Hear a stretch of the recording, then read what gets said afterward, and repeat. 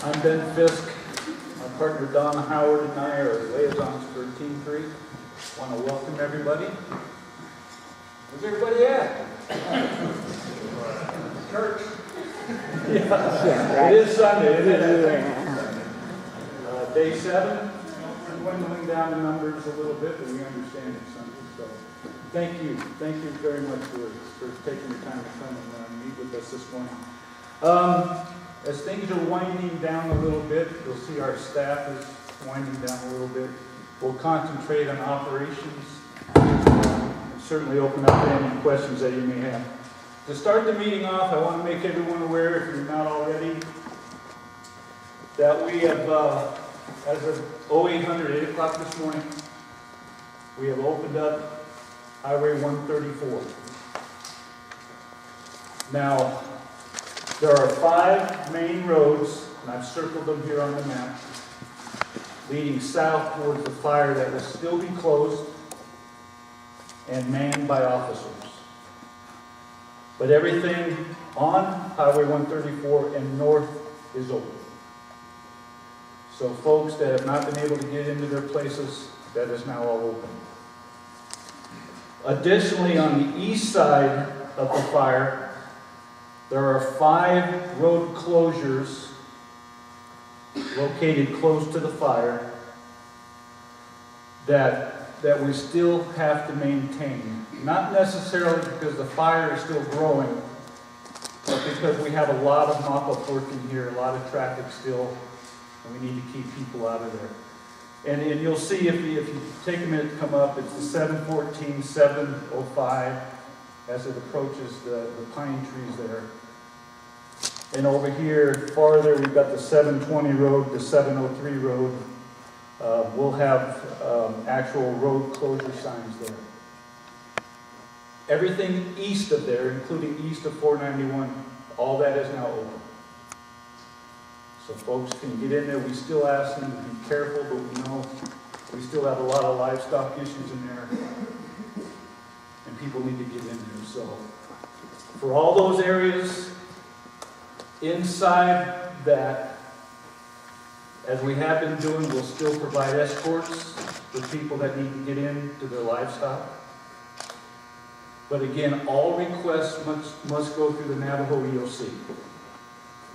And those requests need to include proof of ownership, branding cards, all of that before we can allow you in. Once all that is taken care of, then we'll set up trips inside. We've had really good days out there. Yesterday was another real good day. Wanted to go over the containment. We're sitting at 60% contained at this time. Fire growth yesterday, there was I think a little confusion, but we are sitting at 14,712. That's not due to the fire really grew, but when we changed our perimeter, because out in the meadow we had a few little spots out in the meadow, so our perimeter line followed the road. So that's where that growth came from. It's not that the fire burned the meadows or anything. It was just that the containment lines had moved out a little bit. So going into Division Alpha, they're continuing in here. They did some rehab yesterday, and we're able to rehab the dozer line out here. They're up working on the lines, continuing to mop up and patrol those lines, taking care of any snags or anything along the roadways. Moving into Division Charlie, same thing. They've been patrolling and mopping up. We've combined Charlie and Alpha now. So they're moving along, patrolling, mopping up. They're taking care of any hazard trees in and around structures and on the roadways. Moving into Tango, same thing. They have a water show set up in there to where they're able to support the engines and things and patrolling, mopping up, and continuing with the rehab efforts out there. They have started rehabbing some of the dozer lines. Division Victor, same thing. They got the hoseway that's still 2,000 feet stretched in here that they're continuing to mop up, take care of any hazard trees, and working on their rehab. Division Zulu is still in there continuing to mop up and securing from the burnout operations they finished yesterday. Everything's holding really well in there, but we got several resources still in there. They're just patrolling, mopping up, making sure everything's real secure in there. We also today created a road group And they're going to be in there working on the 8,000 road, the 8091, and the 8093. The roads have gotten beat up pretty good. There's some really soft spots, so they'll be in there with some graders, water tenders, and fixing those roads up before we open everything up in there. Any questions? Thanks. Okay, we're not going to have aviation or safety here this morning, so if there are any specific questions on operations, feel free to ask, and I'll bring up B-Day, our Instinct Commander. All right, good morning, everyone. Good morning. It's been a good day. Well, it is a good day, but the last couple days have been really good for the crews. As you can see, we've got a lot of black on the map, and we really tried to get this contained yesterday because we know that people have been displaced from their homes for a long time. So we worked hard, the crews worked hard to try and get that ready so we can bring the people in to their homes. And we really need to have people look at where that area is where they can go into it. And majority of the homes that are in there, people will be able to get into.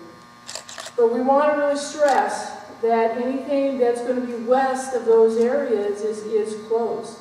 We have a lot of operations still going on out there. We've got road maintenance, road repairs, if you will. We've got people that are using the chainsaws to cut down hazard trees. So we really want to caution the public to make sure that they stay out of the fire area. And we are working hard to make sure that we can open up specifically right now the 8093 because there are a couple more residents that are out there and that's their access. And we want to make sure we get the hazard trees down. And really go through that area to make sure it's secure for your safety. So everything's good. We're still releasing resources a little bit each day. So as we get more black on the map, we are able to release the resources back to their home unit so they'll be ready to go for the next fire. So everything's still progressing good. You should see us here for the next week or so that we can get things, close some loops in there on the fire. And then after that, we are looking at the next organization to come in. So everything's doing well. We're pleased with the progress. And again, appreciate the support that you guys have given us. Any questions? You just said that the next organization will be coming in, so you're not thinking of handing it back to the local. You're going to have a smaller outside resource come in. Yeah, that's a really good point. So when I say the next organization, we are planning on having another smaller organization that is still going to be tied to this fire, because there's still a lot of unburned. What we call islands, unburned fuels that's inside the fire. So you're going to see some smoke periodically still coming from the fire until we get some good moisture on it. So we still need to keep an eye on this fire. And that's why we're going to bring in a smaller organization. There's still probably going to be, we're probably not going to get all of the suppression rehab completed by the time that we leave. So that organization will finish that up. And then, as you guys have heard, there's going to be another organization, the BEAR organization, the Burn Area Emergency Rehab, and that's more for the long-term rehab efforts that's going to go on there. So there's a team that, and you'll be hearing more from those individuals as we fade out, or our organization, and not that we're fading out, but the emphasis will be going into more of the burn area rehab. So that team will be giving you some updates periodically also. Any other questions? Thank you. Nice to see you this morning. Okay, for those of you that did not receive an IAP, we've got several of them up here. Please make sure you grab one if you want. And also, I left the signature or the sign-in sheet over on the table. If you have not been on one of our sign-in sheets before, please make sure you get your information on there so that we have it. And that's it for today. We'll see you tomorrow morning, same time. Thank you.